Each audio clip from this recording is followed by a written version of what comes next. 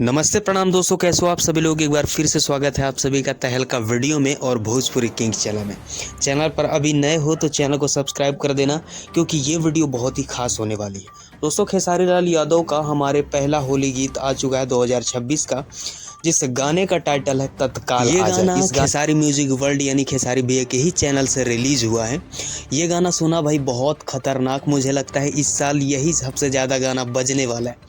तत्काल आजा जो बोली है, जो लिरिक्स है, जो म्यूज़िक है, बहुत अच्छा लगा। और इसमें ये गाना 1.1 मिलियन व्यूज़ क्रॉस कर चुका है और 20-22 हज़ार कम से कम कमेंट हैं और लाइक भी अच्छी खासी हैं। खैर, ये गाना ट्रेंड नहीं कर रहा, बट मुझे लगता है कि बहुत जल्द ट्रेंड करेगा। खेसारी भैया के ये गाना मुझे बहुत प्यारा लगा और इसमें कुछ छोटे छोटे इंस्टाग्राम में जो रील्स बनाते हैं उनको भी लिया गया है। तो खेसारी भैया फुल सपोर्ट किए हैं, बाकी आप लोग कमेंट करें।